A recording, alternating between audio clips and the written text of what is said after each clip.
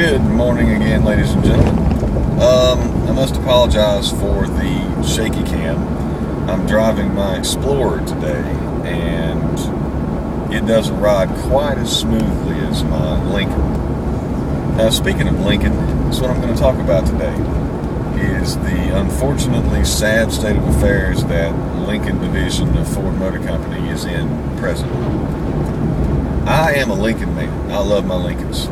I have had many Lincolns in my life, and I love them all. Big, heavy, rear-wheel drive, V8 powered. I've never had a Lincoln that wasn't V8 powered and rear-wheel drive, because that's what a luxury car should be.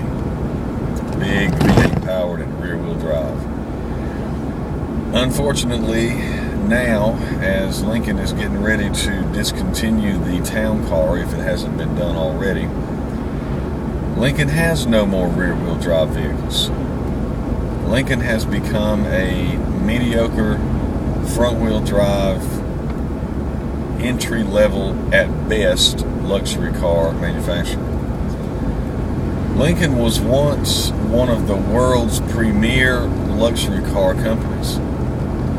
In the 50s and from the 30s all the way to the 70s, Lincoln was a premium luxury car maker, known the world over as one of the best and most luxurious automobiles you could buy. And during all those decades, the two American luxury car companies, Lincoln and Cadillac, were constantly going at each other, trying to outdo each other. It was always Lincoln versus Cadillac.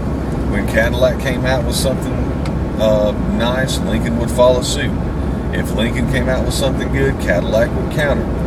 That was back in the days of competition, when Cadillac and Lincoln were at each other's throats all the time, wanting to outdo each other. And unfortunately, that's not the case anymore. Cadillac has officially stomped Lincoln's poor unfortunate butt into the ground. And it's all because the brass at Ford Motor Company just doesn't give a crap, basically. Lincoln was in a downward spiral starting in the 80s, the late 80s. Most of the 80s, Lincoln was in good shape with the town car, the Continental, and the Mark series. The downfall began in 1988 when the Continental was switched from the rear-wheel drive Fox platform to the front-wheel drive Taurus platform. When that happened, my jaw dropped to the floor. I could not believe that Lincoln had actually changed the Continental to a wrong-wheel drive platform. Cadillac had been doing it for years. Cadillac had been going front-wheel drive since the early 80s. And by that time, they had almost been changed over to completely front-wheel drive, everything, except for the Fleetwood Brougham, I think, was the only rear-wheel drive car Cadillac had left at that time. But Lincoln just totally blew me away when they did that. Then, after that, during the 90s, they did pretty good during the 90s, even with the front-wheel drive Continental. They still had the Mark VII and the town car that were selling quite well.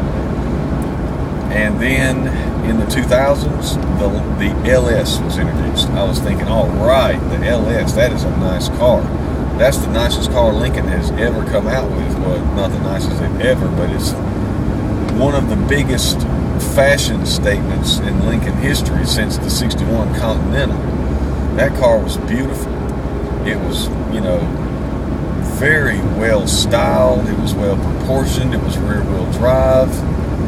It had a V6 or V8 engine option. It even had a 5-speed manual transmission option, at least for the first 3 model years anyway, 2000, 2001, and 2002.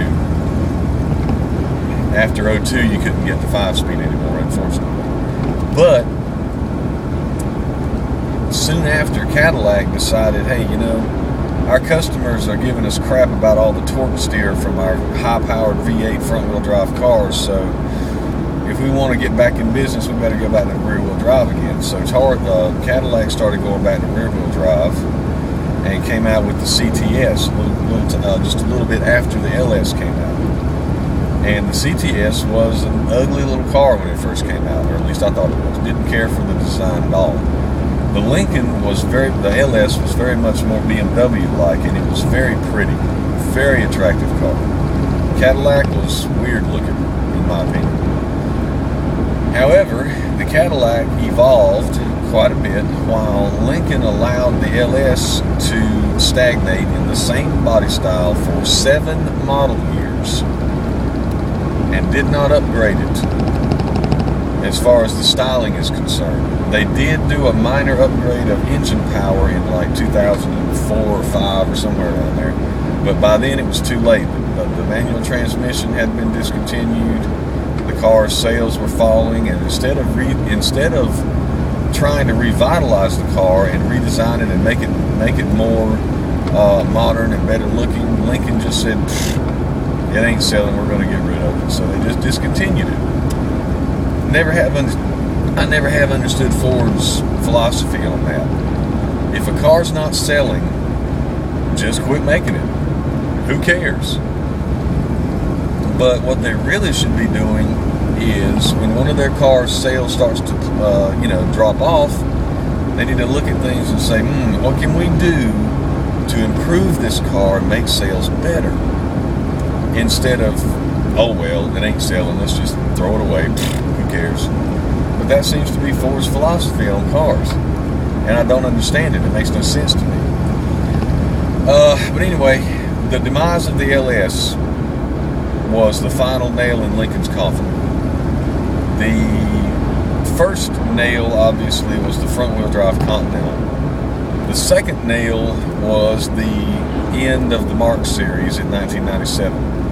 When Lincoln stopped making the Mark, as in the Mark VIII was the last one, when that car died, Lincoln started dying even more. And then when the LS died, that was the end of Lincoln's viability as a premium luxury car maker. Because you cannot, in today's market, in today's luxury car market, you cannot play in the premium luxury car sandbox if you don't have the right toys. And the right toys are rear-wheel drive and a V8 engine. Lincoln has neither now. If the town car is gone, that is. Now, if the town car is gone, Lincoln still has one rear-wheel. If the town car is still in production, Lincoln still has a V8 power rear-wheel drive car, but it's a dinosaur with a woefully underpowered engine, an ancient 4-speed automatic transmission, and an even more ancient straight axle rear suspension. And that's always baffled me too. The Lincoln Town Car, Ford Crown Victoria, and Mercury Grand Marquis, and Ford Mustang are the only modern rear-wheel drive automobiles in production in the world that still have the old 20th century live axle rear suspension. I don't understand it. Every other rear-wheel drive car that's in production today has independent rear suspension, but Ford is clinging desperately to the past with that straight axle.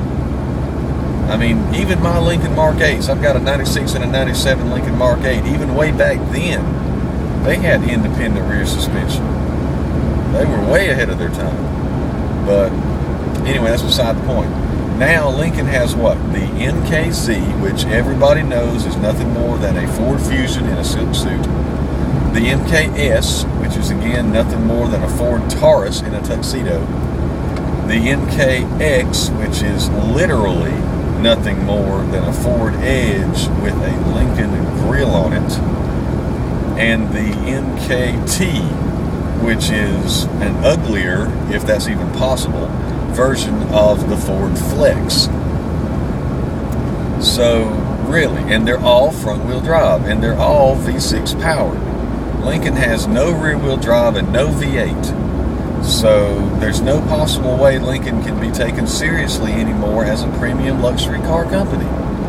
Especially when they're put up against companies like Cadillac, BMW, Mercedes, Lexus, Infiniti, Jaguar, Lincoln has nothing compared to those companies. Nothing at all.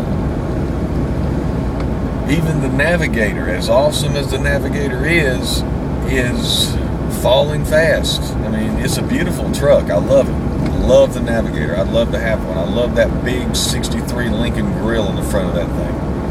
And I love that 63 Continental inspired interior. And the only thing about the Navigator that I don't care for is the lack of power. Last time I checked, the Navigator was still powered by the 310 horsepower, 5.4 liter single overhead cam V8. And you can go across the road to the Cadillac store, get the same type of luxury vehicle with 400 plus horsepower for about the same money. Lincoln needs some more power, and Lincoln needs a rear-wheel drive car. And simple solution, all they got to do is go to Australia, get the Ford Falcon, bring it over here, put the steering wheel on the left-hand side, put a Lincoln grill in the front, call it a Continental, and be done with it. But I doubt they'll do it. Anyway, that's all for today. Live long and prosper.